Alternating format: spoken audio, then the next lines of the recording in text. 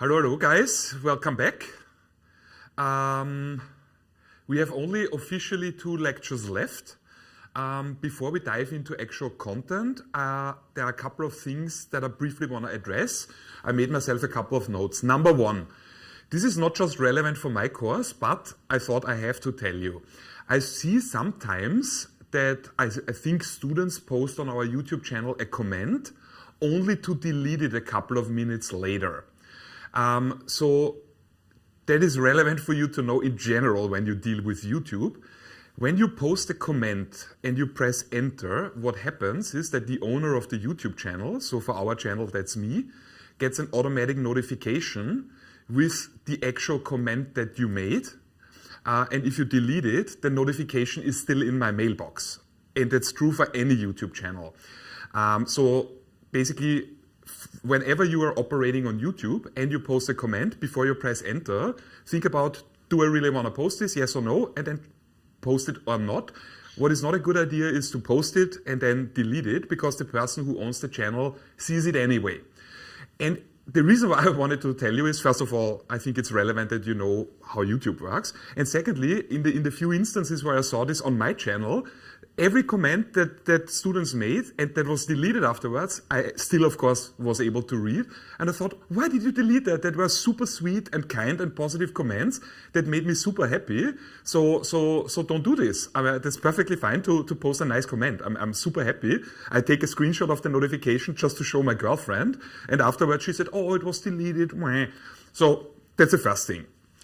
Second thing, I had yesterday, let me start differently. I teach, of course, you guys, but I also teach a lot of executive education, right? So practitioners typically higher up in the hierarchy, typically finance people, and I train them in very specific aspects.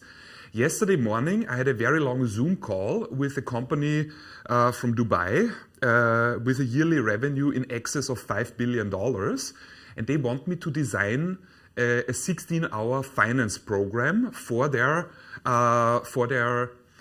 junior finance executives that are supposed to run their daughter companies. And I was really talking to the CFO to figure out what exactly is it that they want me to teach their junior executives. So in what sense can I help?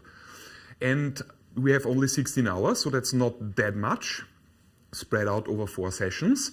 So what I asked the CFO is, what can I do exactly for these people? And he said, that's what my notes are about. He said, I want teach them proper accounting. I want that they understand how to read a balance sheet, an income statement, and a cash flow statement. Secondly, the CFO said they need to understand the basics of financial statement analysis, exactly what we talk about. Thirdly, he said, our company thinks everything in terms of WACC. Next point was, they do a lot of project work, so they think about their daughter companies as projects. Should we, before they acquire a company, they say, we look at it and we do a project analysis. However, we do not determine that based on the WACC because, and I hope you recognize this now, if I determine the net present value of a project using the WACC method, I see is the net present value positive or negative, and then decide yes or no. But they said literally what we have been discussing. We don't know then if the project itself is so good that we should do it, or if it's only because of the financing side effects. So they said, please teach our guys how to look at unlevered projects. So they treat projects as unlevered base cases. They want to judge the projects based on their own merits and not based on the financing side effects. That's literally what we've discussed. Think about valuation. I think it was chapter 17, valuation of levered firms. That's the adjusted present value method, right? That's base case plus financing side effects. And the CFO literally said, I don't want to only know if the project has a positive or a negative net present value. I want to know why. Is it because of the project itself or the financing side effects, unlevered projects? Then the CFO stressed, he said, I want that they are proficient in capital structure. When we buy a company, how will that, and we get their liabilities, how will that impact our capital structure? How will that impact our WACC? That's what the firm is all about. And last but not least, they said, can you tell them something about put options? And I said, well, I mean, you pay me, I can tell them whatever you want. But why I specifically put options? And they said, when we buy some sort of company, we don't always get 100% of the company. So there are then still minority owners. So that means the company itself holds maybe 75% of the other company, of the daughter, let's say. But still there are people that own 25%. And these people very often say, part of the contract should be that we, the minority owners, get a put option. And the company that I will be training said, we do not want that. We never accept put options because it's an unnecessary risk. If the stock prices go down, the long position, the long put, can force us then, the short put, to buy something below market value, right? That's literally what we've discussed. So the reason why I wanted to say this is, I want that you understand, and I really hope that you believe that, what we discuss here, what I teach you, what Celine teaches you, is really real life relevant. That's literally, I mean, every single thing that the CFO of a company, listed company with a revenue in excess of $5 billion, what they need their people to understand. Every single thing here is what we have discussed. Every single thing here in some way will be featured on your exam. Okay, so I want, when you study, I don't want that you think, oh my God, I have to learn this abstract, unrealistic crap. The real world is completely different. No, the real world is exactly what we've discussed. It's a bit more complex, it's a little bit more messy. There are more details in your Excel sheets to consider, but the economic intuition that I hope you pick up in our course, this is what you will really need. Okay, so that is this, check, check. And I wanted to briefly talk about your exam. For the YouTube, I will of course again make a time code that you can re-watch that. I've addressed it several times, but I want to do that now because yesterday night for the first time, I saw your whole exam and basically went through the exam that you will have to do. So I want to address this briefly. I already told you it's a mix, multiple choice, open questions. Let's talk briefly multiple choice first. So you will get 20 multiple choice questions, calculation related. I don't want to talk too much about it. It's the part that Celine has designed. And Celine, I think, excels in designing calculations for exams. They are neither too difficult nor too hard. It's a super nice mix. The only thing I want to say about that aspect is, I mean, go to the workshops and then you get a very good idea what to expect. Don't forget that in the workshops we operate on the logic sweat saves blood. So of course in the workshop sometimes there are exercises that are in terms of difficulty overkill. The reason why we do this is if you can do these kinds of things and on the exam you get something that's a little bit less complicated, it should be relatively straightforward for you. So that's the first thing. I don't want to talk too much about it. I want to talk about the open question part because that's the part I have designed. That has nothing to do with calculations, that are conceptual questions. So I was aiming for 8 questions. Some questions have brief sub-questions, so A and B, but something like 8, basically 8 questions. I have designed them in the following way. I want questions that are embarrassingly easy if you understand what we are discussing, and not impossible, but very challenging if you basically have no idea what we are doing. Every single question I have designed, you can answer in no more than 2 sentences. So I don't want that you think, oh my God, that's so many questions.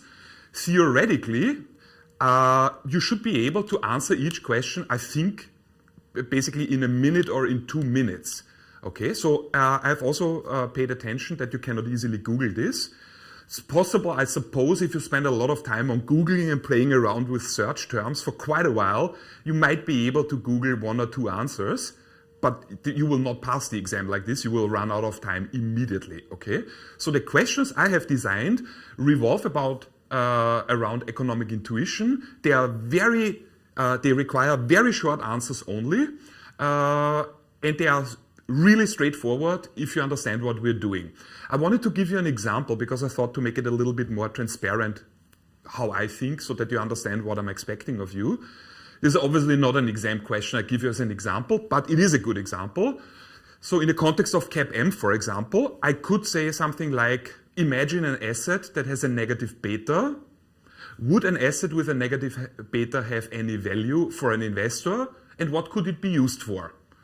How can you answer this? You could say, what could it be used for? A negative beta implies that when the market goes up, this asset with a beta that is negative would go down and vice versa. That's how it would behave. So how could it be used? That was the first question. It could be used to hedge your risk. If a stock goes up, this goes down and vice versa. It's a hedging instrument. Would it have value? Yes, it would have value because it can act like an insurance. 2 sentences, no more required. Is it roughly clear what I'm saying, guys? Yeah? You know a little bit what to expect. Cool. Okay. Open questions, executive education, YouTube comments. All right. And before we dive in, I wanted to say one more thing. Sometimes as a teacher, it's necessary to basically, push your students a bit, which is what we had last lecture, right? Last lecture I was a bit strict and I said, guys, you need to step up your math game because the exam is, the mathematic aspect is simply something that you have to bring to the party. I focus with you on finance stuff. And afterwards, I thought a little bit about it. Also, Marcel, my sound engineer, said afterwards, ooh, you were very strict. And I think he was right. And if you perceived me last week as strict, I agree. The reason is I'm so emotionally attached to the course and to my students that I feel like I need to protect you. And it's a bit like your parents. Sometimes when you maybe play with fire, your parents also don't cuddle you, but say, get the fuck away from the candle, sorry. And so that was a little bit last week. So I thought about it over the weekend. And one thing I wanted to say is, I perfectly understand that at this point you must be quite exhausted. I feel exhausted, honestly, and I only teach the 2 lectures a week, whereas you have other courses to follow and other stuff to study and other aspects of your life. I totally get this. So one thing I want you to focus on is this. The course is like a marathon. You are now, I would say, at kilometer 35. At this point that you are sweating and that you're exhausted and tired and say, I don't want to run anymore, I really understand. That's perfectly natural. But you're at kilometer 35.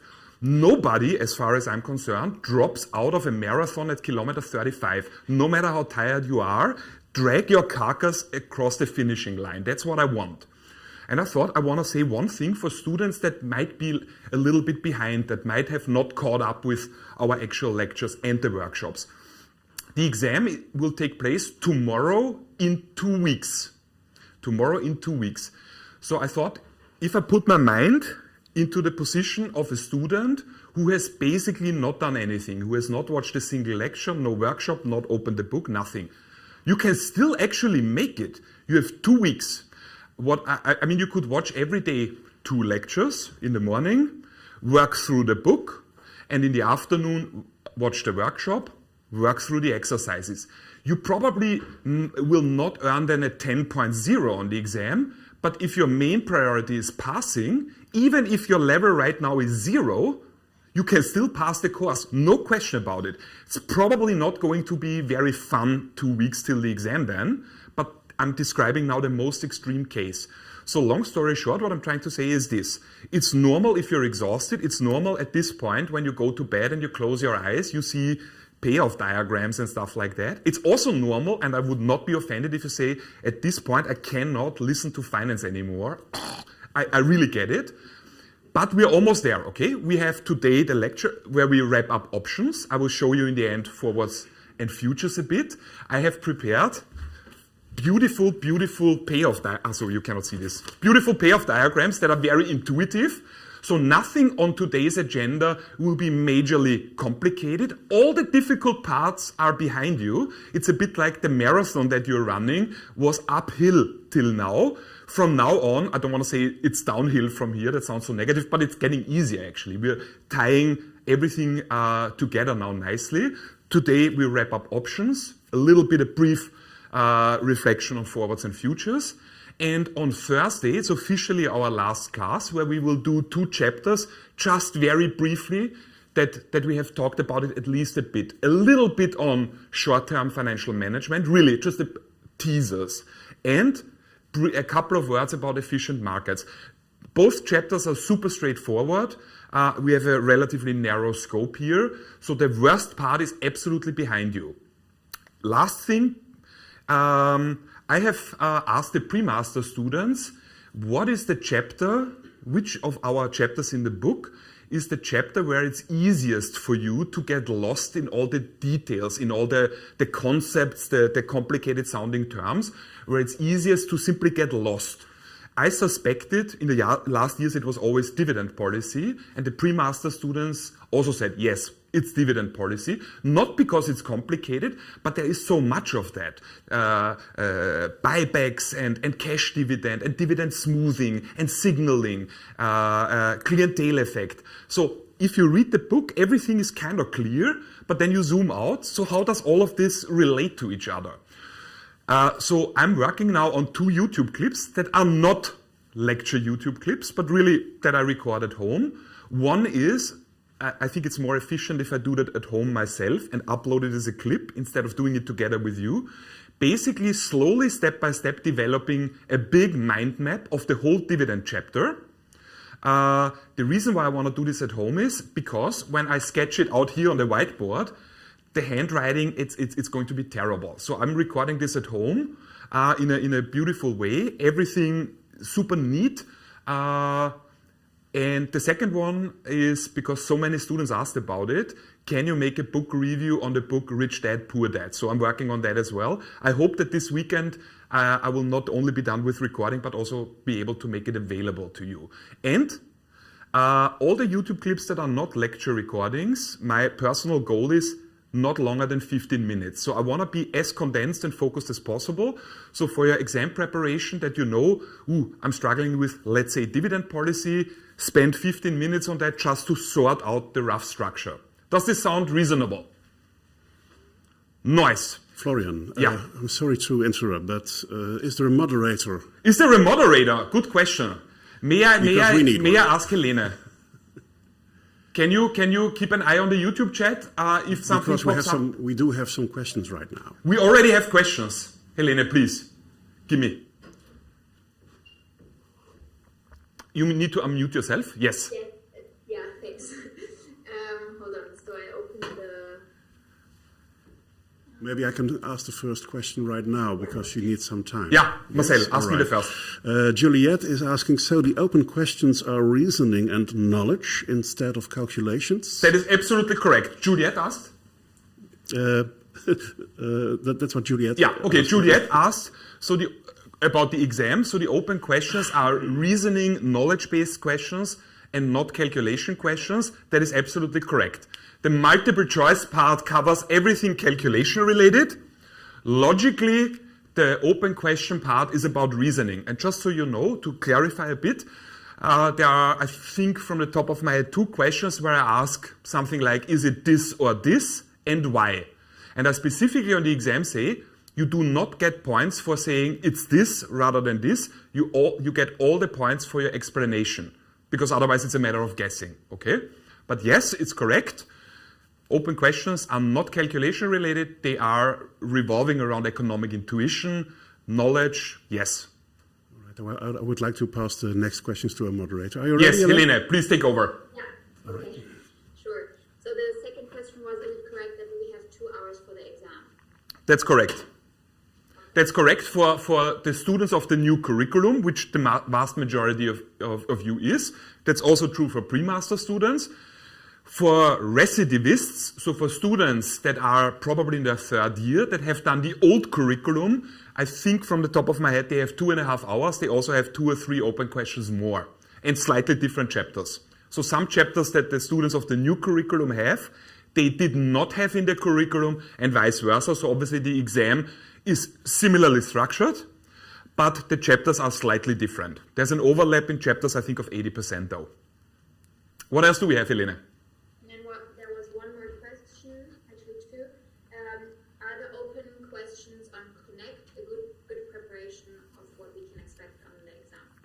I have no idea what the open questions on Connect are. What is a good reference is the stuff that we discuss in class. So when we talk, like for example, when I think back on our discussions on CAP-M, we really talked about can beta be negative? If yes, what would that imply? What could it be used for? So some of the questions we have not discussed in class, but if you understand what we are talking about, that should not be that difficult. So the best way to practice for the open questions is to essentially try to understand what you're reading, what you're doing. That's it. The questions are not unfair. They are, of course, also some of them are relatively straightforward. There's, I think, one question in there that I have included for very good students to be able to show off. There's a lot of questions where I think this just medium. So I have no specific advice on how to prepare beside thinking and beside when you're practicing, always ask yourself, why is something happening? So don't, when I see you prepare sophisticated Excel sheets, which I like, always ask yourself also, what's the economic logic of any calculation I do? What does this imply? What's the interpretation? Why is that the case? That's the best advice I have. Okay, and then the last question is how multiple choice and open questions are weighted. So how many points we can. Students always ask that. I never understood why students ask. I don't know the exact point distribution now. It will not have an impact on your preparation. So I think it's a relatively even split. I don't know. I don't know from the top of my head. Anything else? Nice. Okay. Guys, so let's hop into actual content. My plan for today's lecture is as follows. I would like to do with you another option pricing method called risk-neutral pricing. I will definitely show you risk-neutral pricing in a binomial world again over one period. We can also briefly go through the two-period model. By the way, our decision last week after Thursday, I thought, you were struggling mightily with binomial pricing, replicating portfolio method. So I called Celine on the evening and said, please, on short notice, change your workshop. On Friday we spoke and she said she was super happy with how you performed in the workshop then. So I think our strategy was good. And I think there's also a lesson in there for you. Don't immediately, when you see something that you don't immediately understand, don't immediately freak out, don't immediately panic, don't immediately say, I need to ask, I need to ask, I need to ask. All of you, I've seen this, have really good brains. Sometimes with this content, it's required that you sit down at home, go through the slides again, do a couple of calculations again, and you understand it, okay? So you need to start trusting yourself a little bit more, I think. Also for today, for risk-neutral pricing, I would really like to try this. So I show you in great detail the one-period model.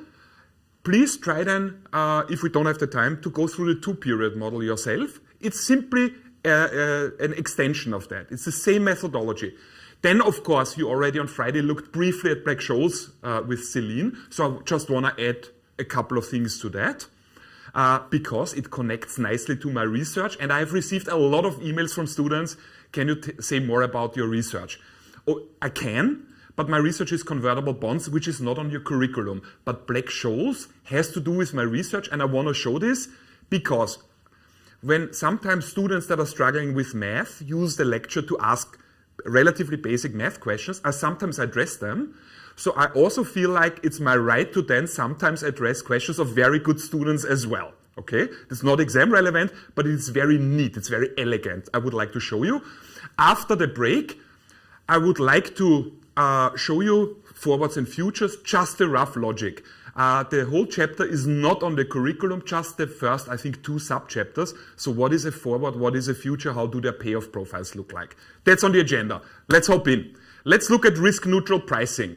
So we again operate in a binomial world, meaning we are looking at an underlying, at a stock, and we simplify. We don't say in the future, in the next period, the stock price can be any value. We say it can only go up to this value, or it will go down to this value. So again, a simplified setting. Exactly, we do exactly the same example, the same numbers as on last Thursday. Exactly the same. only the different method. For risk-neutral pricing, I already want that you steal your mind.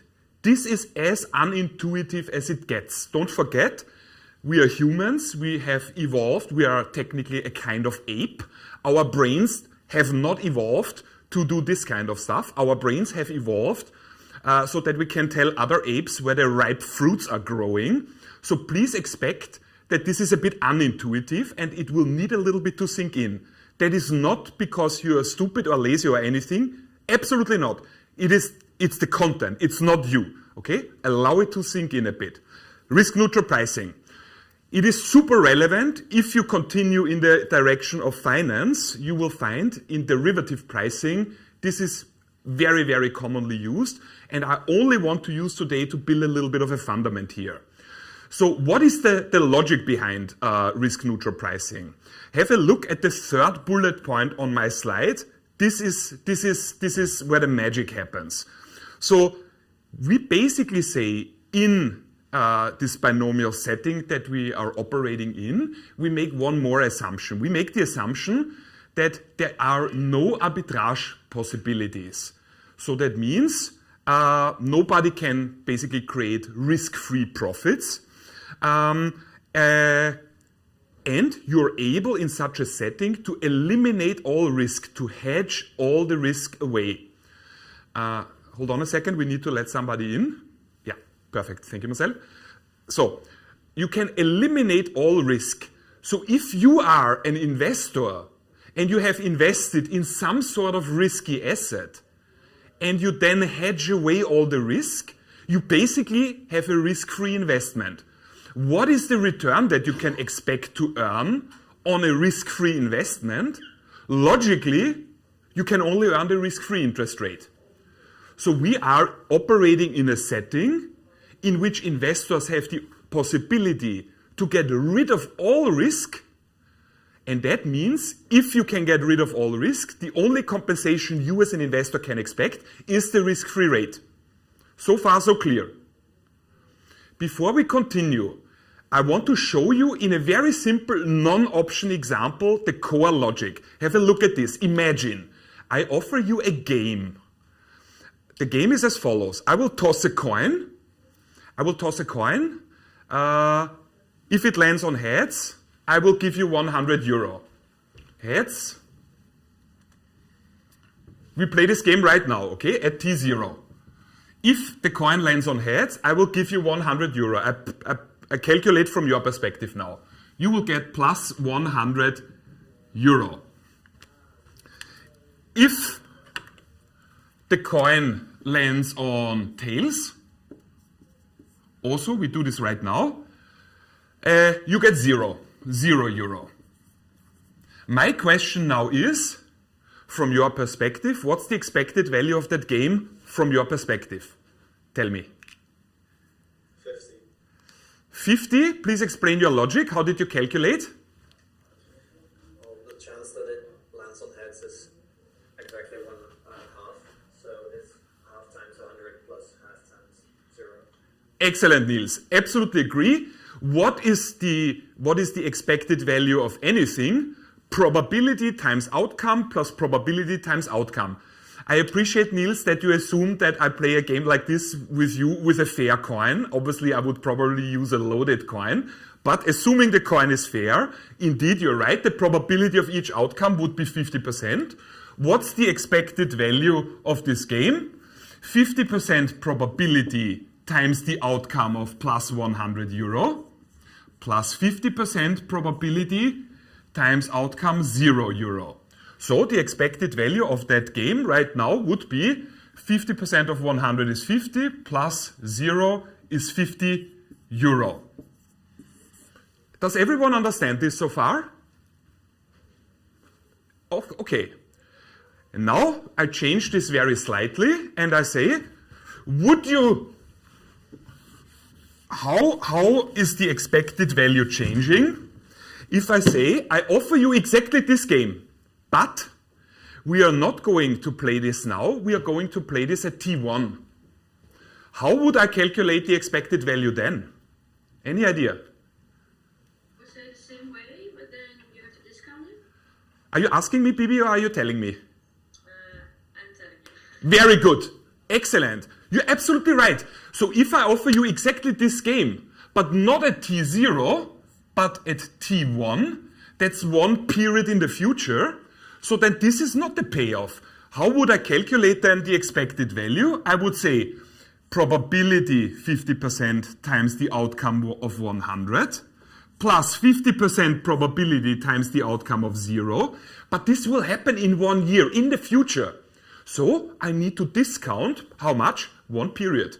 So all of this divided by 1 plus whatever discount rate is appropriate to the power of 1. Does everyone understand this core logic? Also on YouTube, Helene, do you see on YouTube what's going on? Do people follow? Yes. No questions so far to the example. Perfect. I think someone asked, Jonas asks if you will also have a lecture on Tesla.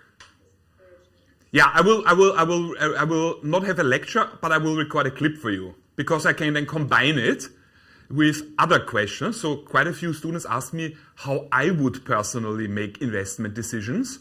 So I would like to use Tesla as an example, how I would do the analysis and what my reasoning would look like, so that we have one neat thing here. Yes? Okay. And then there was one more question in regards to the exam that came in a bit later. Do we have to know all the terms and theories in the book that weren't discussed in the lecture? Yes, of course. Yeah. But Helene, just for the rest of the lecture, please don't forward questions. You can do this at the end of class. But while we're talking about the beginning of risk-neutral pricing, I don't want any other questions, okay? So nothing off topic, please. Nice, thanks. So if you understand this here, if you understand how to calculate the expected value of this coin toss game, and if you then understand the extension that I say, yeah, but we're not playing this game now, we're playing this game 1 year later or one period in the future. If you understand this here, you will not have any problems with risk-neutral pricing. This is the core logic, okay?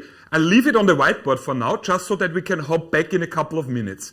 So let's do it. Let's do it. Let me show you the specific example. I want to show you, as always, right, I have added a couple of slides, background information where I think I can add a little bit of value compared to the book.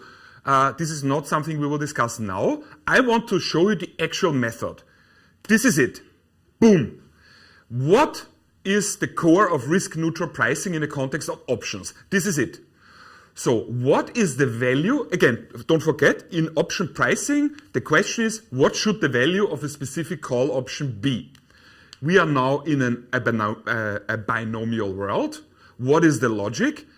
The value of a call that will expire, so that will just stop working basically 1 year later, 1 period from now, is calculated as, you see the formula here, value of the call equals. Then we have, let's just look at the numerator. So we have P multiplied with CU. What is that? So P is a probability. It is the probability that the underlying, so the stock, will make the up movement. Okay, so P is probability that the stock will go up, multiplied with the value of the call option, not the value, sorry, the payoff of the call option if the stock has gone up, plus, if P is the probability that the stock will go up, take an educated guess what 1 minus P is then. Tell me. Probability that it won't happen? No. I mean, in a way, yes, but it's too inaccurate. Probability that it goes down? Yeah, exactly. Yes. So if something happens with a probability of P, then 1 minus P is the probability that something else, that it goes down. So P times CU means probability of an up movement of the underlying stock multiplied with the payoff of the call in the up scenario plus 1 minus P, so the probability of a down movement multiplied with CD is the payoff of the call when the stock has gone down. So that is this here. That is this part of our calculation. probability times outcome, probability plus probability times outcome. In the coin example, the probabilities were equal, 50-50. Now we replace them with, we don't know, probability of an up movement. And this here is then 1 minus p, so that's the probability of a down movement. And what you see here, Cu and Cd are the outcomes. Cu is the payoff when the stock has gone up, and Cd is the payoff of the call when the stock has gone down. But this, as I say on the slides, will happen one period from now. So I'm not done with my calculation. What I need to do is I need to discount. That's what I did here as well. Divided by 1 plus discount rate. It's happening one period from now, so to the power of 1. I don't even need to write this down. Boom. However, I said we are operating in a framework with no arbitrage possibilities, in a framework in which investors can hedge away all the risk. And that means whatever investment you engage in, you can only expect to be compensated with the risk-free interest rate. So that means we know what discount rate we have to use, the risk-free interest rate. Is this clear so far, guys? I hope you, please, super, nice. Whenever you are struggling in the following slides, remind yourself that what we are really doing is exactly this coin toss example. It looks a bit more complicated, but it's really this, okay? So, we're almost there, okay? It's really, the worst is behind you. So that is how you calculate the value of a call. But of course there's a problem. Because it's finance, it's never straightforward, it's never easy. The problem is, you have probably guessed it, we do not know the probability. That's the problem. Everything else, the payoff of the call in the scenarios, I can easily calculate. The risk-free rate, I will know. So I don't know the probabilities. So that means, even though the formula that I have put on the slides, the value of the call equals the probability of an up movement multiplied with the payoff of the call in the up scenario plus probability of a down movement multiplied with the payoff of the call in the down movement. Because this will happen one period from now, I need to divide by 1 plus discount rate to discount back to T0. Because I'm interested in the price of the call, not 1 year from now. I want to know what's the value, the price value of the call now, okay? So I need, before I can solve this equation, I need to calculate what we call the risk-neutral probability. So P, the variable P. How do I do this? This is what you see at the bottom of the slide. It's very straightforward. The risk-free interest rate expressed as a percentage equals probability P, so the risk-neutral probability of an up movement multiplied with the change of the stock price, also in percentage, if the stock goes up, plus 1 minus P, so the probability of a down movement, multiplied with the percentage change in the stock price should the stock go down. And this is now a little bit tricky, not from a finance perspective. This is something you need to practice. I want that you on the exam show up tip-top prepared, because this is not what we are going to calculate. We're not going to calculate the risk-free interest rate. The risk-free interest rate we actually know. The variable for which we have to solve here is P. All right? So this is the equation, but we are not going to solve for RF. We have to solve for P. I have one thing where I want that. So first of all, this is the core. That's slide 28. This is what you need to have in your head, okay? Logically, the logic would be that you basically go into the call formula on top of the page. Mathematically, you cannot do this because you don't know the probability P. So mathematically, the first step will be the formula at the bottom of the page. So RF equals probability of an up movement multiplied with the percentage change if the stock price goes up, plus probability of a down movement multiplied with the percentage change of the stock price if it goes down. That's your first step. Then you solve for P, then you know P, and this is what you fill in in the formula on top of the page to calculate then really the value of the call at t0. There is one thing I want to stress. This is a little bit of a I don't want to say thought experiment, but we are operating in a very fictitious setting now. I do not want that you confuse the risk-neutral probability of an up movement P with what is referred to as actual probabilities or physical probabilities. What P is not.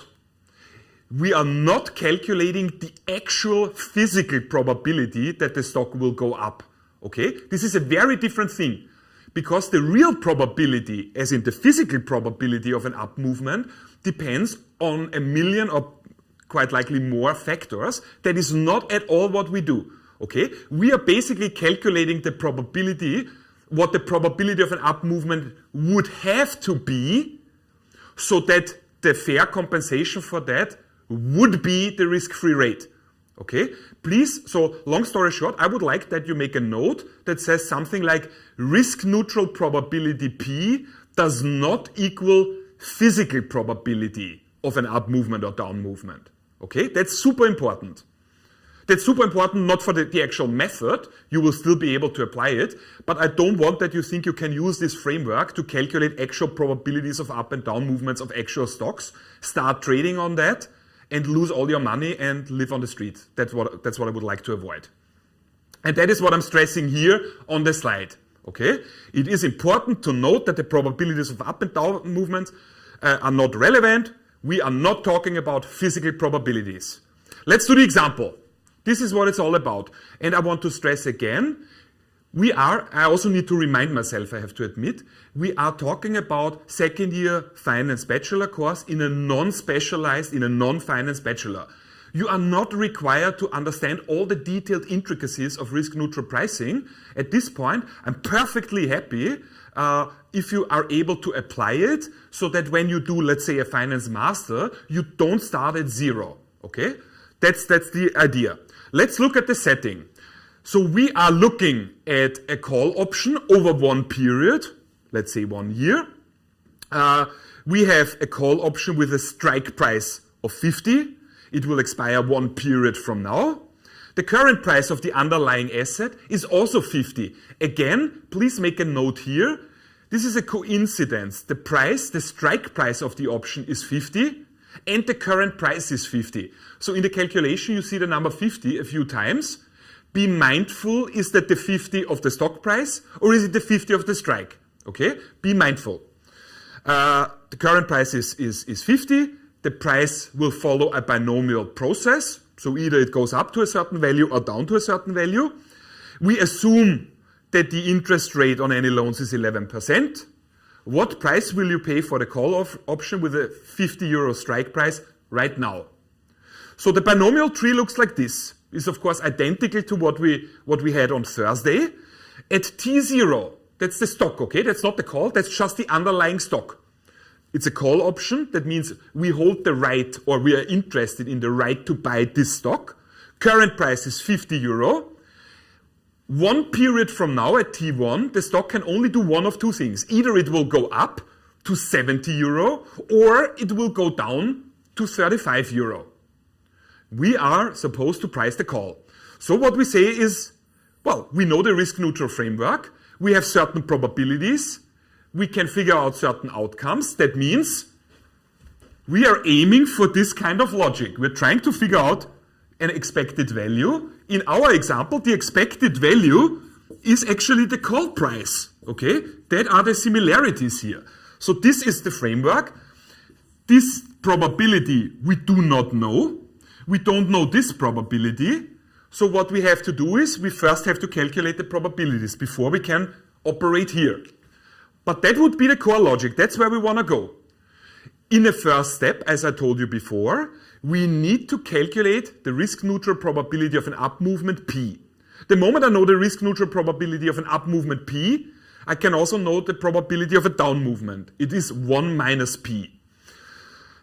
Following this formula, right? Risk-free interest rate equals P multiplied with the percentage change in the stock price if the stock price goes up, plus 1 minus P, so probability of a down movement, multiplied with the percentage change in the stock price should the price go down. Let's do it.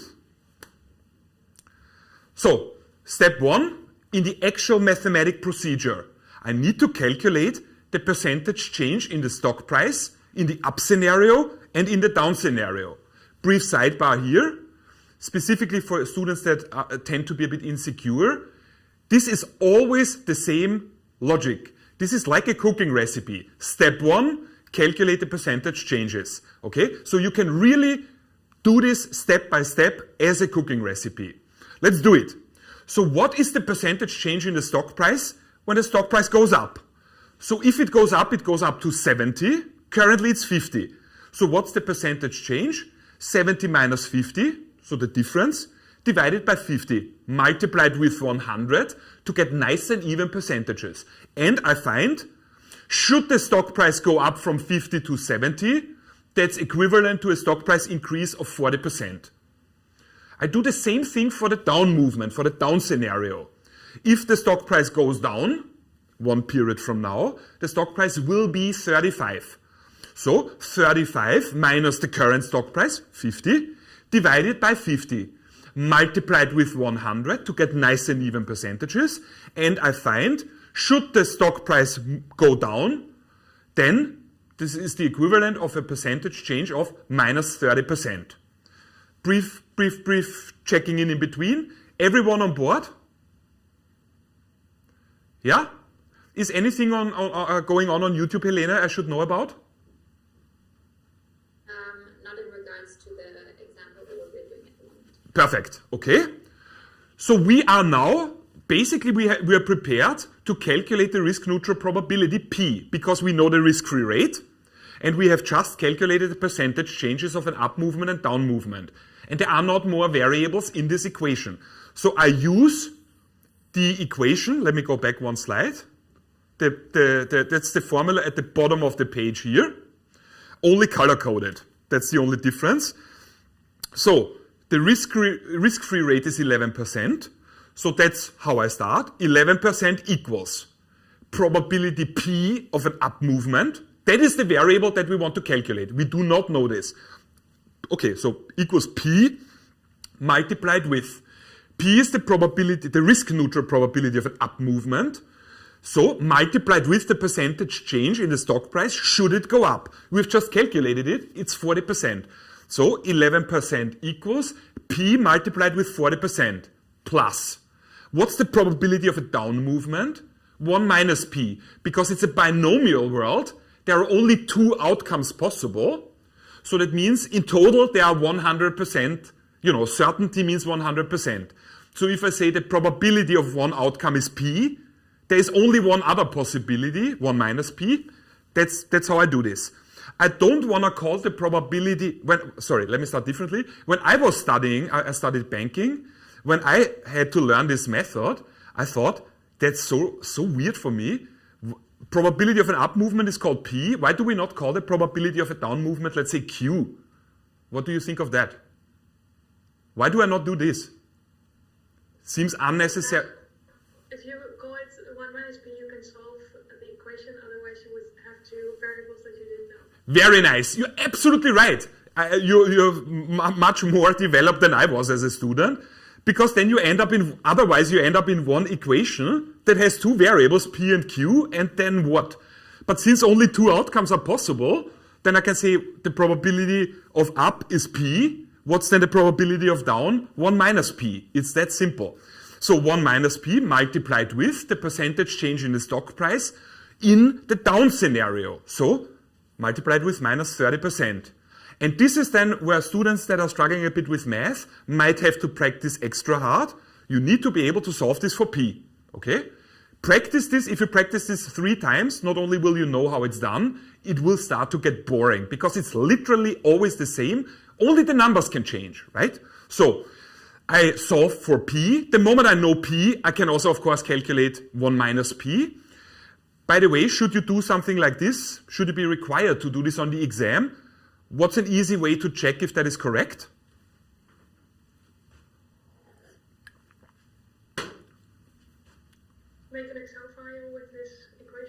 Yeah, it's not really a way to check, because then you rely on Excel. What could you do? It needs to add up to. Wait, Mos. It needs to add up to 1. Yes, you're absolutely right. It needs to add up to 100% basically. So I find the probability, the risk-neutral probability of an up movement is about 58%. Therefore, the probability, the risk-neutral probability of down movement is 41%. And now we have all the ingredients. We're almost done. So, we only need to figure out, to go back to my sort of comparison, to my analogy of the coin toss, we need to figure out now the payoffs in each scenario. But that is now child's play, because we understand what a call option is. A call option gives us the right to buy the underlying, and we pay the strike and get back the underlying regardless of at which value it's traded currently. So the strike is 50.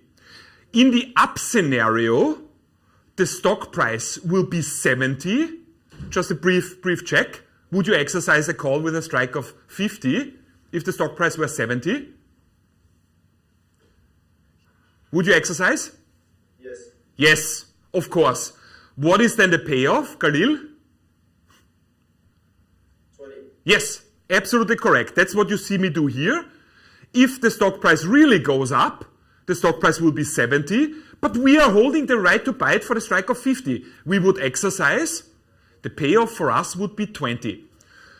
We do the same in the down scenario. If the stock price goes down, it will go down to 35. We are holding the right to buy something for 50, which is currently traded for 35. Would I exercise? Of course not. So the payoff would be 0. And now we have all the components. We know the risk-neutral probability of an up movement P. We know the risk-neutral probability of a down movement, 1 minus P. And we know the two payoffs. So the payoff of the call in the up scenario and the payoff of the call in the down scenario. And now we are in business. So I just fill in the values. Value of the call. This looks super complicated. The final equation on my slide is literally this here. All right? It's exactly this. Probability of a scenario multiplied with outcome of the scenario plus probability of the other scenario multiplied with payoff of the other scenario. But all of this will happen one period from now. What do I need to do? Boom, discount. This is what we do. So the first number you see here, 0.5857, that's the risk-neutral probability P of an up movement. So 58% multiplied with the payoff of the call in the up scenario, the 20, plus probability of a down movement, so which is 1 minus probability of an up movement, so the 41% multiplied with the payoff of the call in the down movement, multiplied with 0, and I discount with the risk-free rate, which was given here as 11%. So I'm a bit lazy, as you know, so I did not write 1 plus 0.11 brackets to the power of 1, because I'm lazy. I simply did, okay, well, 1.11, the 1 here doesn't make a difference, so this is what you see on my slide. But it is discounting. And then I press the buttons, whoop, whoop, whoop, and I find the value of the call is 10.55. I have a question briefly for you. At which point in time is that the value of the call? At T1, at T2? T0. Yeah. This is the price of the call at T0. How do you know this? Because we discount it. The option will expire one period from now. That is how it plays out. And we discount it by one period. So the call price we have figured out is the call price right now of an option on a stock that follows a binomial process, and the option will expire one period from now. Does this make sense, guys? Does this make sense? Super, super, guys, really cool. So I don't want that you freak out about this. There are a couple of points I want to stress again. Please don't confuse the risk-neutral probability P of an up movement with the physical probability that a stock will really go down. That is not what it is, okay? And the reason how I can show you why that is not the case is, we have calculated the risk-neutral probability P in such a way that we say, if the risk-neutral probability P has these specific values, the fair return would be the risk-free interest rate. But you know that you don't earn the risk-free interest rate, okay? So that is not a physical probability. Do not think you can trade on this. I mean, you can trade on this. It will not work out very well, that I can tell you, okay?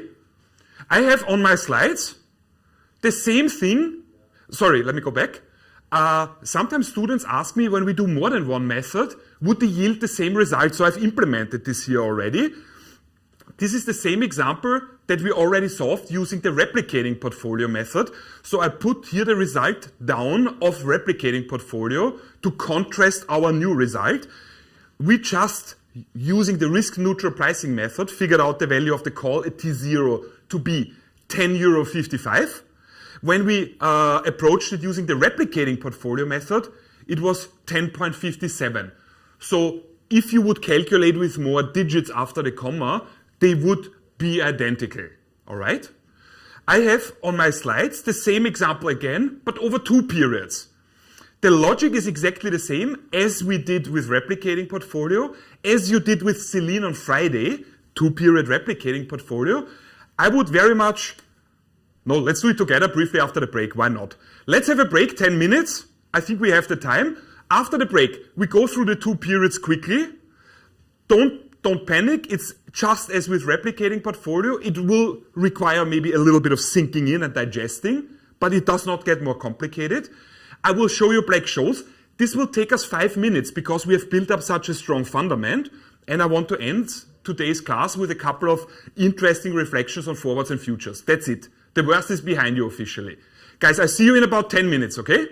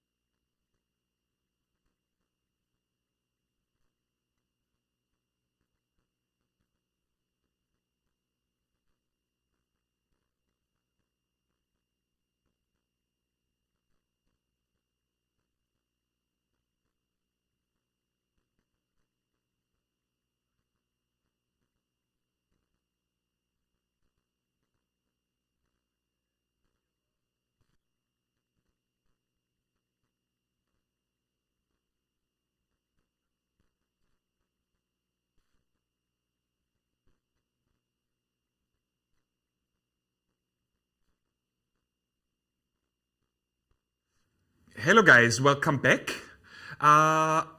In the YouTube chat, I saw two questions that I wanted to address, and since you guys on YouTube complimented Marcel on his beautiful English, even though you never do that with me, I thought Marcel can read them quickly to me so I can address. Don't laugh, Niels. That's not funny. Feelings. Gimme. Always feelings. A question from Jill. If the world is risk neutral, why would an investor buy a call, for example? What's the use of that? Perfect. So Jill asks, if the world is risk neutral, why would somebody even want a call? What's the point of that? And in a way, Jill, you answered your own question. If the world is risk neutral, the world is not risk neutral, all right? We are just pretending so that we have some way of pricing. It is basically some sort of workaround that we end up with a price. The real world is not risk neutral, and you can see this easily based on the fact that the returns on different investments is not the risk-free rate across all investments, but differs very much. So investors are not risk neutral in the real world, all right? Next question is a bit in Telegram style. How do you know you will have to use risk-neutral pricing and when replicating portfolio? Yes. How do you know when you use risk-neutral pricing or replicating portfolio? It is a brief question. I can only imagine that it pertains to the exam. Because in the real world, you would not use either. In the real world, you price options using Black Scholes, all right? Because real stock movements do not follow a binomial process. So I can only imagine that the question revolves around the exam. If on the exam we were to ask you binomial whatever something, and we want to see you apply a specific method, we will ask specifically for that. But think about it, it's a multiple choice exam, and we have just established that risk-neutral pricing yields the same results as replicating portfolio. So how would we even know how you have solved it? Okay. On the exam, should we want a specific method, we will ask for that specific method. In the real world, you would not use either. In the real world, you would go Black Scholes. All right? Nice. Let's look at the risk-neutral pricing framework over 2 periods. It's the same example as we did, or as you did with Celine in the workshop on Friday, only we will approach it now using risk-neutral pricing. So, the same setting, we look at a call option that has a strike of 50, but it will not expire 1 period from now, but 2 periods from now. Everything else is the same. The current price of the underlying is 50. Again, maybe make a note, the number 50 pops up here twice, right? It's the strike, but it's also the stock price right now at T0. So when you look at the number 50, always make a brief check. Is this because it's the strike or is it because it's the stock price at T0? It's easy to confuse. The price follows a binomial process that we have on the next slide. Interest rate 11%. And the question again is, what is the price of the call with a strike of 50 on this specific stock right now at T0? And just as before, let me briefly write it down. So we have a stock price right now at T0. It can either go up or down at T1. It can go up a second time at T2. It could go down then for the first time at T2. Or here it can go up again. Or it goes down twice at T2. Just as with the replicating portfolio, we cannot solve this in one big go. We need to do this in 3 steps. I would advise you strongly when you practice that you always stick to the same order. Don't always do it differently. So I myself always start in the northeastern part of the tree. This is my step 1. My step 2 is always this here, the southeastern part. Once I have those 2, I go back to the point of origin, and that is my step 3. Okay? Exactly like in the replicating portfolio. And the methodology that we apply now is risk-neutral pricing. So each of the 3 steps is exactly, as you see, this by itself is a 1-period risk-neutral pricing exercise. Same. Okay? So it's basically 3 times the same thing now. Let's do it. So we start here, where the stock price is already 70, and it will go up to, what is it, 100 here, or it will go down to 50 here. That's our step 1. And we apply the same logic as we have just done, because that by itself is a one-period model. So what is our first step? Well, we need to figure out the risk-neutral probability P, but we cannot do this before we have calculated the percentage changes in the, of the stock price in the up and in the down scenario. So that's what I start with. So the stock price goes up from 70 to 100. Okay. I calculate the percentage change as 42%, exactly like before. I do the same thing for the down scenario, from 70 to 50, it's minus 28. Now, using this, I can go into the equation that allows me to calculate the risk-neutral probability P of an up movement and the risk-neutral probability 1 minus P of a down movement. Exactly as before. I solve it and I find P is 55%, and 1 minus P, the risk-neutral probability of a down movement, is 44%. It's literally the same step. Once we have the probabilities, again, think about this expected value calculation that we have. I need to ask myself, what is the payoff of the call in the up scenario and in the down scenario? So that's what I do next. Whoops, where is it?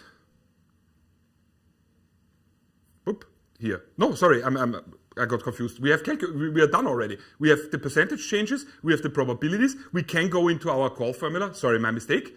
Go into the call formula. The value of a call right now equals probability, risk-neutral probability of an up movement multiplied with the payoff of the call in the up movement plus probability of a down movement multiplied with the payoff in the down movement. Since this will happen one period from now, we are calculating now the value of the call at this point, right? This will happen one period later. This is T1, this is T2. I need to therefore discount by one period. Risk-free rate is 11%. So that's what I do. I have skipped here one step simply because at this point I think we all know I did not separately here explain in great detail how I calculated the payoffs of the call. If the stock price goes up from 70 to 100, so the stock price in the up scenario here, 100, we are looking at a call with a strike of 50. That means I hold the right to buy this here for 50. What is the payoff of the call then? Plus 50. So again, maybe make a note here. That's the third time the number 50 pops up now. The stock price at T0 is 50. Stock price at T0 was 50. The strike price is 50. And now here you see that the payoff of the call is also 50, okay? So please don't confuse this. That would be a very easy mistake to make, I think. So what happens to the payoff of the call in the down scenario? Well, I have the right to buy something for 50, which in the down scenario is traded for 50. The payoff of the call therefore would be 0. And now I go into the final formula of the call. What is the value of the call?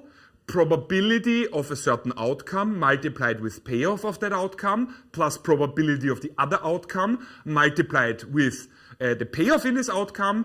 And since this will happen one period from now, I discount with the risk-free rate by one period. And that's what I do in the last step here. The value of the call at T1, at this point, here, okay, that's where we are now, equals 55.40% probability multiplied with the 50 that you see here now is the payoff of the call in the up scenario, all right? Plus probability of a down movement, 44.60%, multiplied with 0, that's the payoff of the call in the down scenario. And I discount with the risk-free rate, and I find that the option price is 24.95% euro at this point here. So we are done with basically the northeastern part. So now we go to step 2, which is the southeastern part. But we apply exactly the same logic. So, okay, the stock price here at this point, T1 is 35. It will either go up to 50 or it will go down to 25, even more. Okay, this is very straightforward now, not a lot of calculations necessary. The strike is 50, the stock price here is 50, so the payoff of the call here is 0, and here it's even worse. I have the right to buy something for 50 that has then a stock price after 2 down movements of 25. Payoff of the call is also 0. That's of course perfect because then we can calculate super quickly. Just like before, I go through the same motions. I calculate the risk-neutral probability P, and I go into the final call formula. And since we have so many zeros in our calculation, everything collapses to 0. So the value of the call option at this point would be 0. So that would be step 2. And then we go back to the origin of our binomial tree and do the final step. The only difference is now, just like with the replicating method, we have to fill in here now the values of the call that we have calculated. That's the only thing to be mindful of. This is now the point of origin that you can see. So from T0, 1 up movement until T1, or 1 down movement. Yeah, again, the same logic applies. One thing I want to draw your attention to, have a look next to the binomial tree. I wrote the value of the call, 24.95, from the previous step, right? That's what we had to calculate. And below, value of the call, 0, also from the previous step. Okay, don't forget this. And again, the same motion. I calculate the risk-neutral probability P, and I go into the final formula of the call. Probability of an up movement multiplied with the value of the call in the up scenario plus probability of a down movement multiplied with value of the call in the down scenario. Since this will happen 1 period later, again, I need to discount by 1 period. So that's what you see me do in the last step.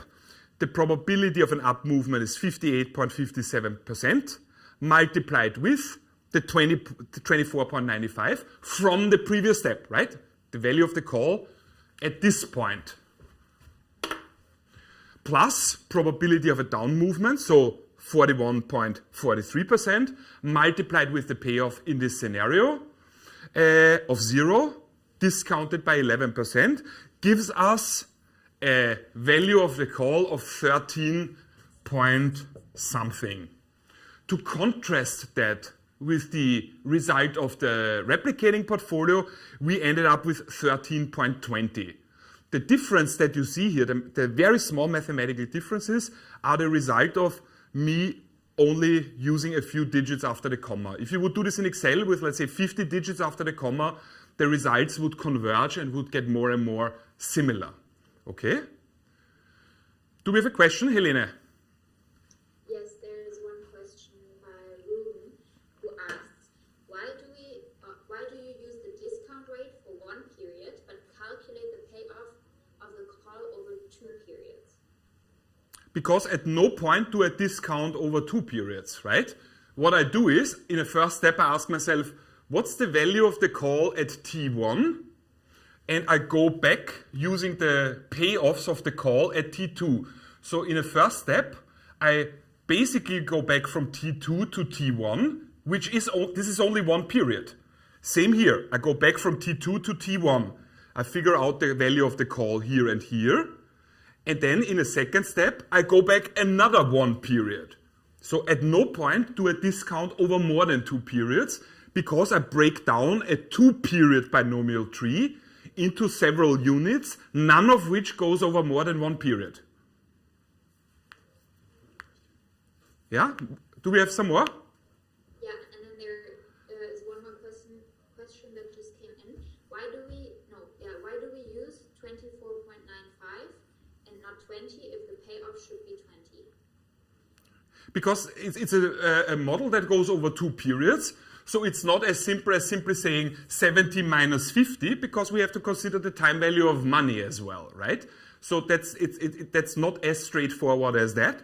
And you see exactly the same logic about exactly this question in the replicating portfolio already. So at this node, we can only operate when we have calculated the value of the call at this point. You cannot directly say stock price is 70, strike is 50, so the payoff of the call here would be 20, because then you would have neglected the time value of money. That would be missing then. That's it, guys. That is it. I want to show you quickly Black Scholes. There's nothing complicated about it. It looks horrible, but Celine called me Friday evening and was very enthusiastic about how you performed. I just want to fill in a couple of small details. That's it. In the past, I told you students find Black Scholes really easy, and it is easy to apply. You don't have to derive it mathematically. You have to be able to use it. And then it means it's a long formula, and you need to plug in the numbers and press a button. But I want to show you something about the interpretation, though. That's what I want. So the core logic of Black Scholes is it is a replicating portfolio. So we start in our logic using a binomial tree, but we increase the number of periods to basically infinite, and we let the time intervals shrink to infinitesimally small. I have a question for you. If I use a binomial model and I would have an infinite amount of periods, imagine I could calculate this. So it's going a lot further, infinitely long, and I would use this, I would calculate it using a replicating portfolio, and you guys calculate it using Black Scholes. How would our results differ? Any ideas? Are you asking me or telling me, Sophie? I'm telling you. Excellent. Yes. That's what Black Scholes is. Mathematically, we basically continue this infinitely and we let the period length shrink to infinitesimally small. So that means the results would converge. They would become identical. But only if you reduce the time increments to infinitely small. Let's look at Black Scholes. You have done it with Celine, so I know that you already know quite a bit about it. This is one of my favorite slides. It helps me in my own understanding a lot. So we say in Black Scholes, what's the value of the call? Then we have, of course, this formula. There are two things I want to point out. Sometimes students say, what is SN? SN is nothing, okay? S is the stock price, and you have to read this S multiplied with N of D or delta 1. So N delta 1 is one thing. Okay, that's what you have to look up in our statistical tables. But the reason why I color coded this is I wanted to show you that there is a reason why we went through the replicating portfolio, because Black Scholes is a replicating portfolio at any point in time. So you can compare the color coding here. The replicating portfolio was essentially value of the call equals a certain number of stocks, that's what we call delta, multiplied with the stock price right now, minus the amount of money borrowed B. And the same logic holds here as well, all right? So this is what Black Scholes means. Of course, delta 1 and delta 2 is something that we first have to calculate. So the formulas are at the bottom of the page. I don't want to add anything here. It's number crunching. It's kind of boring. But logically, you would have to first calculate delta 1. Then look up in the statistical table n of delta 1. Then you calculate delta 2. Look up n of delta 2 in the statistical table. And then you have all the components to go into the actual Black Scholes model, which is at the top of the page. I know sometimes students, like the other day, students asked about interpolation and stuff like this. So I have added here, as you see in the end, a ton of slides, how to read our statistical tables, how that works, okay? I'm not going to talk about this. It's for you to review. I wanted to draw your attention to something I find super interesting. It's this.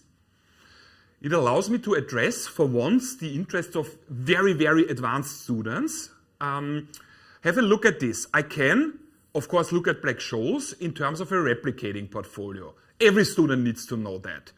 But of course, also every student needs to know what I'm going to say. I can interpret the components that you see in the formula, I've color-coded them red and green, in different ways. So if you look at the first term, S multiplied with n of delta 1, this is what we call the extent of the moneyness. Moneyness, by the way, you don't have to know this, but it's my favorite English word because it's so weird. Why do we call it moneyness? Think about option. We said when an option is in the profit zone, we call it the option is in the money. If the payoff of an option, if the stock price is exactly the strike, we say the option is at the money. If the option is in the loss zone, we say the option is out of the money. So that's what moneyness describes. Where is it right now? In the profit zone, in the middle, or in the loss zone? The extent of moneyness.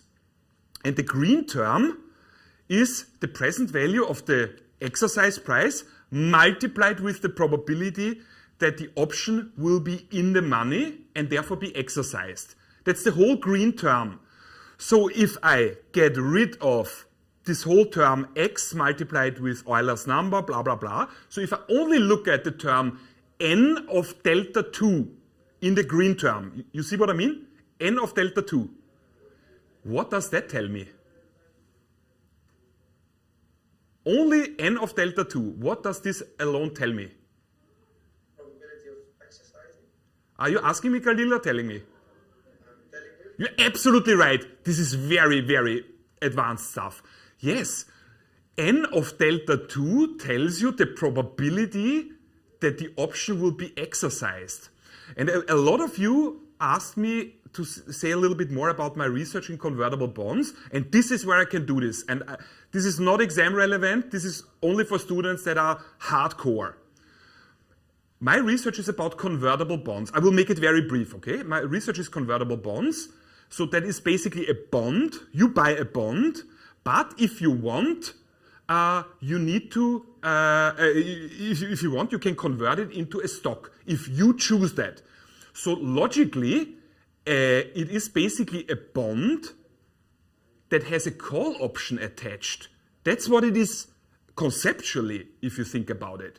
So my research buddy and me, we are looking at convertible bonds and we are trying to answer a question that is simple to ask and very difficult to answer. Why would companies issue convertible bonds? Why not equity or debt? Why this weird hybrid thing? And of course, there are plenty of theories around, none of which are from us. We are testing certain things. Some scientists say, well, it's the attempt of companies to really get equity. They call it equity through the back door. They issue a bond, but really they want the people that buy that to convert it into equity. So the company really wants equity, but for whatever reason cannot issue equity. They issue a convertible bond. So some scientists say companies issue convertible debt because they think it's cheaper than a normal bond. So one of the things we do is we have tracked all convertible bond issues in the Netherlands over 100 years. So it's a massive sample. And we try to figure that out. And one of the things we have to do is we have to classify the bonds, the convertible bonds. So we try to look at the bonds and ask ourselves, is it more likely that the company tried to issue this convertible because they really want equity? Or did they issue a convertible bond because they want basically a cheaper bond? So how can we classify bonds into more convertible bonds, into more equity-like or more debt-like by using N of D2. A convertible bond is a straight bond with a call option attached. I price a call option using Black Scholes. So what we do for every convertible bond, when it was issued, simply, sorry for doing air quotes, but it's not simple, I hate it, I'm frustrated, but we calculate for every single convertible bond N of delta 2. If we find N of delta 2 is more than 50%, meaning the call option of the convertible will be exercised, meaning the bond will be converted into equity with a probability of more than 50%, we say this convertible bond is more equity-like. Then we calculate N of delta 2. If we find it is less than 50%, we refer to it as more debt-like. There are scientists that split differently. They say from 0 to 40% probability of exercising sort of the call option, it's that-like. From 60% to 100%, it is equity-like. And from 40 to 60%, it's mixed. So you can do this then in any way. The logic is you can use Black Scholes in many different ways if you understand how to interpret it. So there are plenty of instruments that resemble options in some ways, and you can go back to Black Scholes and utilize it a bit, okay? So even though a convertible bond was not primarily on the mind of Mr. Black and Mr. Scholes when they cooked this up, you can exploit this. So this is a very, very good thing to understand conceptually quite well, all right? Was it roughly clear what I said? So I don't want that you look at a formula like Black Scholes or any formula simply as this is the cooking recipe, plug the numbers in, press the button, there you go. Yeah, sure, you will pass the exam, you will probably do okay on the exam, that's fine. But if you say, no, I really want to know what I'm doing, I'm thinking maybe of a master, possibly a PhD, then when you look at equations, ask yourself what it tells you. I have one of my most esteemed colleagues, Marta, she's, I think, an expert on asset pricing. She told me several times, formulas are like sentences that speak to you. You need to understand what you're doing. So that's why I created the slides in this way, that you see, even though Black Scholes looks super complicated, it's still a replicating portfolio. And you can break it apart and see the individual parts. And if you know what you're doing, you can break it down even further and zoom in of the specific part, n of delta 2, and really use it for all kinds of interesting things. That's basically the main message I want to send. All right?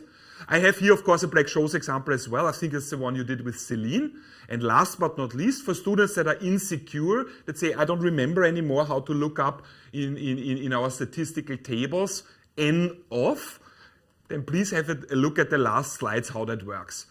If you calculate with Excel, Excel has, of course, a function that can do this automatically. In the real world, you will, I would bet a large amount of money on it. Nobody will ever say, ooh, I have a job for you, please calculate a value of a call, but you're not allowed to use Excel. This does not happen in the real world, all right? Okay, so this is this. I have a last thing I want to show you. We're perfect in time, and it's this. I told you that I go through options on a very detailed, fine-grained level because, first of all, in any master program, they will come back because they are that relevant, and because there are other instruments that are very similar to options but differ slightly. And that are forwards and futures. So this is relevant for all students because a part of this chapter is on our official curriculum.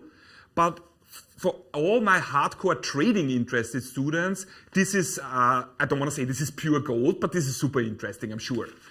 So I want to talk to you about forwards and futures quickly. It's the same instrument, standardized versus non-standardized. So for all intents and purposes, at our current level, they are pretty much identical instruments. What are they? In what sense are they different from options? Think about the definition of let's say, a call option. A call option gives you the right to buy the underlying at some point in the future for a price that we agreed on right now. What is a future or a forward? It's the same thing, only one word is different. A forward does not give you the right to buy something at a specified price in the future. It gives you the obligation to do that. And I wanted to show you payoff diagrams of that. So a forward has a long position and a short position. Let me show you. It's the same payoff diagram that we used for options. I want to show you the payoff of a long forward, okay? So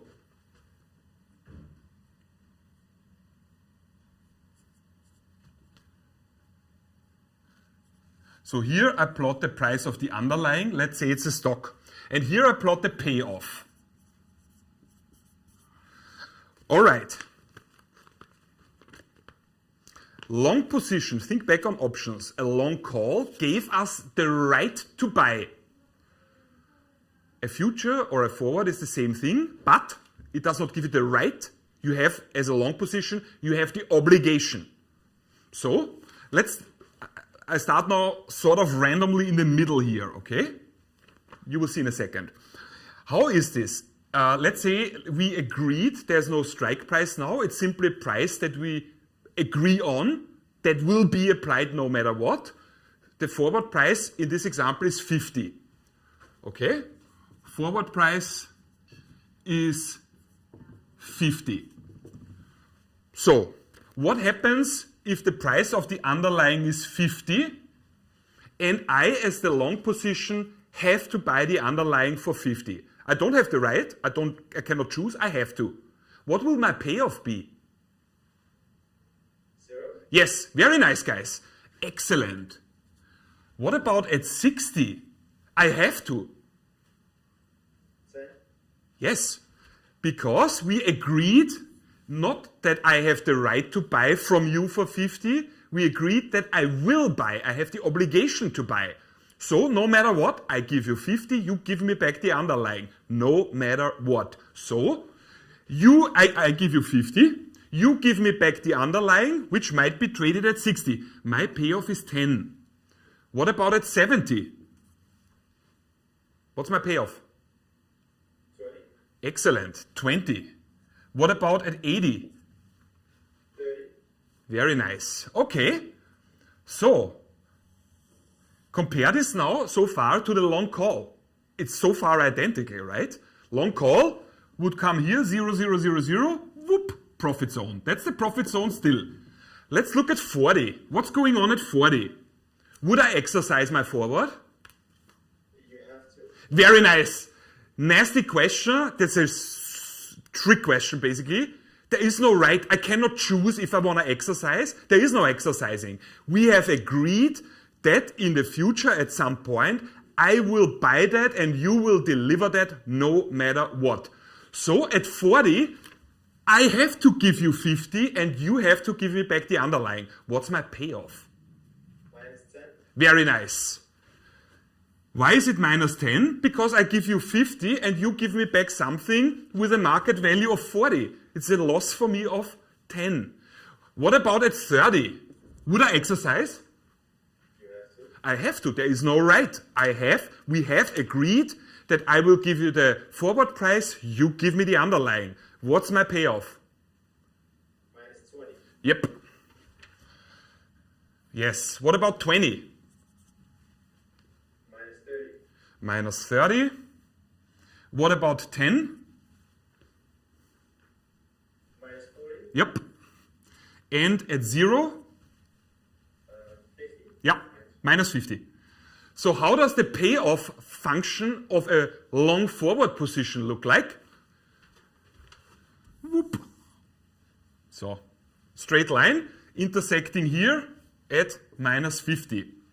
There's also no option premium because I don't have the right to do anything. It's simply you and me sitting down and say, would it not be cool to agree on some fixed price in the future? There is no other cash flow involved. We simply agree on this. So this is the long forward position. All right? Does everyone understand this so far? Yeah. The reason I think why you're doing very well is because I tortured you with options to this degree. You're welcome. Let's look at the short position of a forward. The short position, I draw it in the same diagram. Let's do the short position. A short forward, same forward price of 50.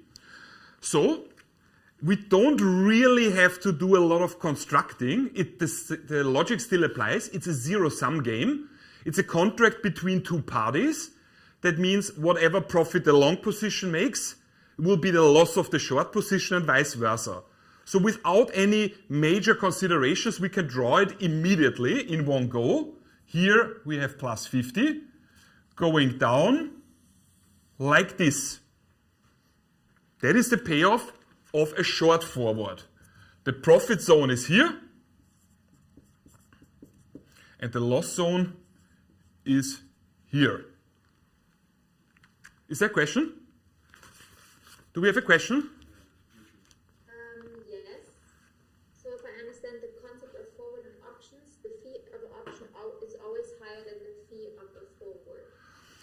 I cannot say that is completely wrong. I can also not say it's completely right. There is an option premium, the price of the option, because it gives you the right to do something. There is no forward premium. You cannot really say it's lower. There is no premium. You simply agree on a forward price and it's happening. Nobody pays anybody anything before. We simply agree, you will be the long forward, I will be the short forward, or vice versa. Nobody pays anybody because we both have now the obligation to do something. I, as the long position, have the obligation to buy from you, and you, as the short position, have the obligation to sell to me. Since none of us has any choosing rights, nobody is really in a better position, and there is no premium whatsoever. Okay, there's only a forward price that we agree on. All right? There's a second question. Second question, yes. Bring it, Marcel. Juliette is asking, is a forward always the obligation to buy, or can it also be the obligation to sell? Yeah, the question is a forward always the obligation to buy, or is it sometimes also the obligation to sell? I think I just explained this. So the long forward position means the obligation to buy, and the short position is logically the obligation to deliver, so to sell. Yes. So to answer the question very specifically, no, a forward is not always the obligation to buy, only when you specifically say, I'm the long forward position. If you're short, your obligation is to sell. And I wanted to show you a last thing, which is very advanced, but I'm happy to show you. I only show you one or maybe two examples because time, but I want to show that because it's beautiful. And it will come back in advanced master programs, no question about it. There's one more question too. Ask. So forward is similar to the call option, and the future would be kind of the put option. Is that right? No, that's not right. I said before already, forwards and futures are the same instruments. The only difference is that between a standardized instrument and a non-standardized instrument. And what I mean with this is, think about a suit. You can buy a suit in a normal, in a normal clothing store. They are not customized, so that means they come in 3 sizes: large, medium, small. Versus a customized suit, a bespoke suit from a tailor that can have any size, any color, any material. So they are both suits. You can both wear them to look a little bit more fancy, but they are still both suits. A forward and a future is the same thing. In that regard, they are both suits, one standardized, one not standardized. But the mechanic is identical. There's no difference here. Like I said, please also go through the book, right? I think it's the first 2 sub-chapters of the forward chapter in the book, where you have a little bit more explanation. I want to use the time quickly to show you something that's a bit more advanced, where I can add more value, all right? I want to show you something we have brought up several times, which is sometimes I look at a financial instrument and I synthetically want to create the payoff of that instrument for whatever reason. It could be that the instrument itself is not available. So what I do then is I try to find other financial instruments that, when I combine them, give me the same payoff. And that is what I would like to show you. So imagine, I just sketched this very small here, that we have a little bit of a point of reference. We just looked at the payoff profile of the long forward position. We looked at something with a forward price of 50, and the long forward position, so here's the stock price, the price of the underlying, and here's the payoff. And we just developed that together, how the payoff function looks like of the long forward.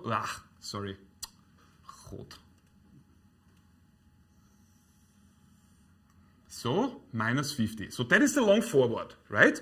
Profit zone, loss zone. Okay, nothing new. That's what we've just discussed. Imagine I asked you the following question. You want to be a long forward. You want to achieve a payoff profile like this, but there are no long forwards available. Can you show me or tell me, that's very advanced. If you can't, I had to sit down and figure it out myself, and I spent a couple of hours to sketch it out neatly. But just want to hear that. Imagine you want to be a long forward, but there are no long forwards available. How can you replicate this payoff using options?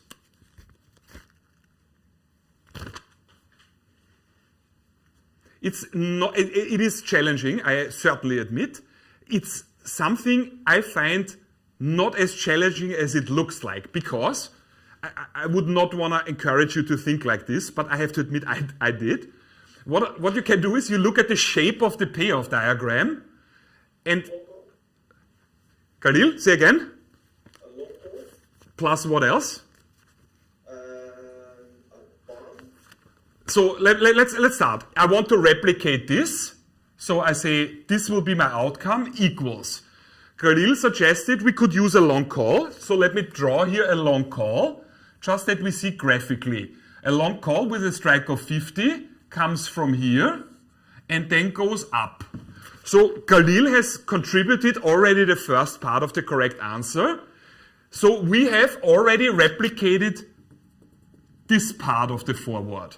Which other instrument do I need to add to get now this part here? short call, The short call payoff diagram looks like this, right? If this is the long call, the short call is a mirror image. So that would come down here. That's not correct. short put, Short put, very nice, Oktay. The short put with a strike of 50 as well comes here from 0 and goes down and intersects here at minus 50. So if I am long a call option and furthermore I'm short a put option, the final effect of this will be that I'm long a forward. All right? This together, the short put contributes now this part of the forward position. And what's relevant now, that's the reason why I have so many papers here, you can do this with everything. So you can say, how can I replicate? Let me do one more. Let's do one more together. Then we stop the class. I will take pictures of them and I will make them all available for you to play around with and you know, nerd out over if you like. I would like to show you also how to replicate the short forward position. Okay? 2 questions. Helene, I will ask Marcel to forward the questions because I want that you focus, okay? And Marcel has a beautiful voice. Thank you very much. Pasquilla is asking, can we mix forwards and options to reduce risk? I mean, theoretically and practically, that's exactly what forwards are used. What they are used for. They are used for risk management. I would say exclusively. Or, I mean, you can also speculate with them, but it's really hardcore speculation. When would I do this? Think of my absolute first example when we were speaking about options, when I tried to get your mind in the right mindset. I said, I'm a bakery, I use grain, you are grain farmers and you produce grain. So I used this example to build up the long call option. And many of you said, yeah, hey dude, why would I as a grain farmer, why would I want to be short a call option? That's not very, very, very smart for me. In the real world, more likely in this scenario, the grain farmers and the bakery would simply agree on a forward contract. So I, as the bakery, would want to be the long forward position where the underlying is grain, and you, as the grain farmers, would want to be the short forward position. So where we have locked in prices effectively. So none of us has the right to do anything. We don't use this as a vehicle to make massive profits. You produce grain, I need grain for my manufacturing process. By agreeing on a forward price, I've already deleted it, by agreeing on a forward price, you have locked in a sales price and I have locked in the raw material price. So all the forwards, ideally from my perspective as a finance dude, should be used for risk management. I already know what my hardcore trading students think. I can use this for speculation. And yes, the answer is you can, but don't forget, you don't have the right to do something. You have the obligation. So that means this can really, really backfire. An option at least requires, if you want to be long, it requires that you pay an option premium. A forward does not need anything. You just need to say, yeah, I want to be long, I want to be short, and you're already in business. But please have a look at the payoff diagram of the short forward position, which is this. Infinitely high losses are possible. So I would not advise you to gamble, because it would be gambling. I would not advise you to gamble.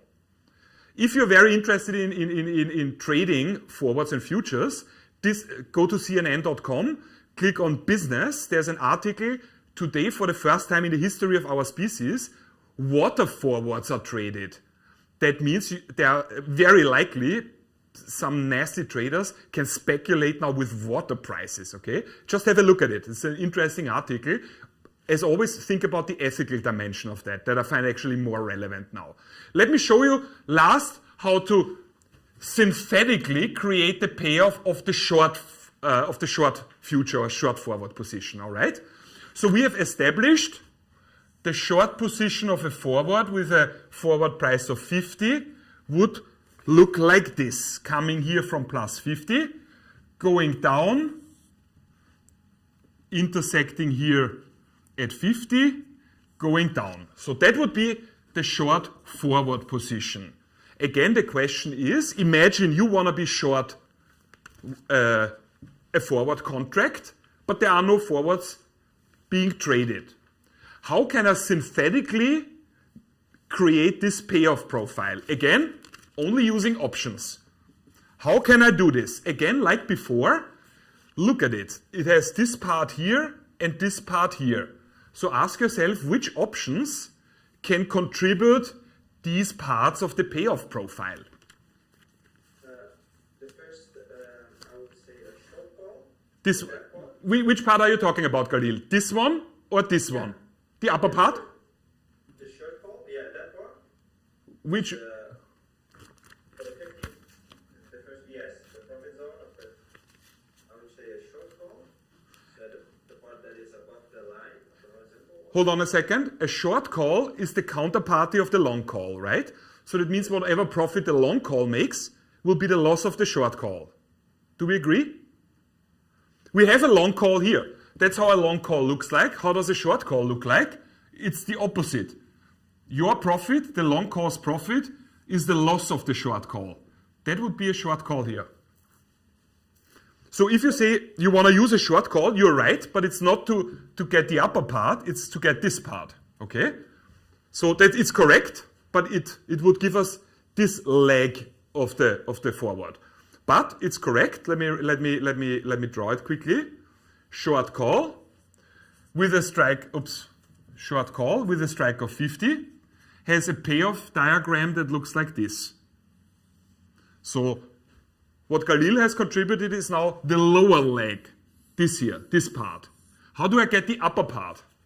You will use a long put. Very nice, guys. Yes, long put. A long put has the following payoff with a strike of 50, of course, coming from here, 0, 0, going up, intersecting at 50. If I have, if I'm long a put option and short a call option, the total effect of that will be identical to the payoff of a short forward position. And you can do variations. So I really mapped out all possible combinations. So I just showed you now how to replicate, how to synthetically create the long forward position. That involves being long a call and being short a put. And I showed you, we figured it out together, how to synthetically create a short forward position using a long put and a short call. I have mapped out everything, all combinations. Imagine you want to, this is for you to play around with, you want to figure out, you want to basically be long a call option with a strike of 50. How can you do this using only forwards and put options if no calls are available? So if you want to practice this, I promise this is the last thing. I only want to write down which combinations you could try before you look at my solutions.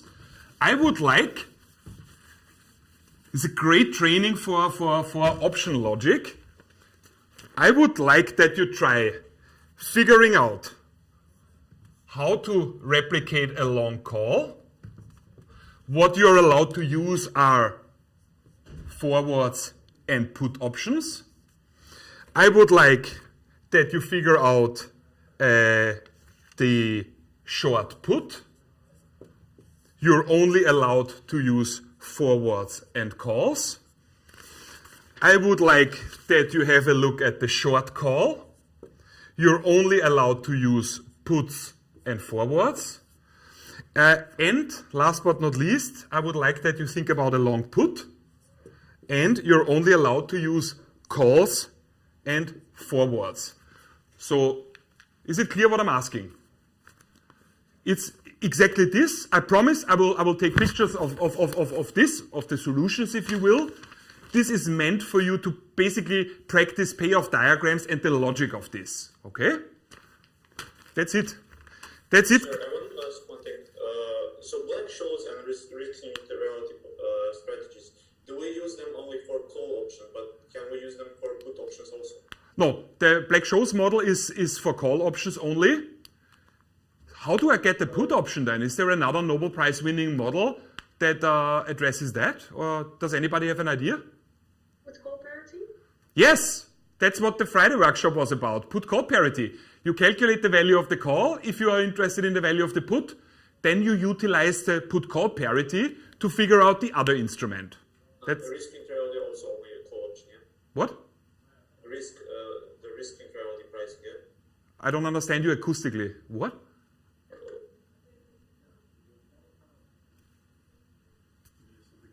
Something is good. Asked if it was also the risk neutral, if that also is for call options. If the risk, I don't understand. It's not good. Like the risk neutral model that we just discussed, if that's also only for call options.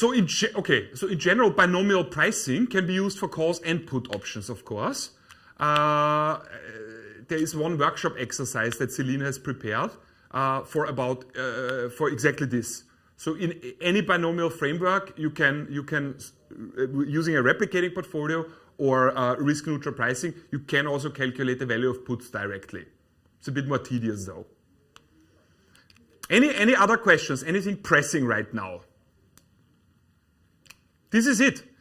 I can honestly say now the worst is behind you. So what we will do on Thursday, we basically round off your curriculum with 2 chapters that I find very relevant for you.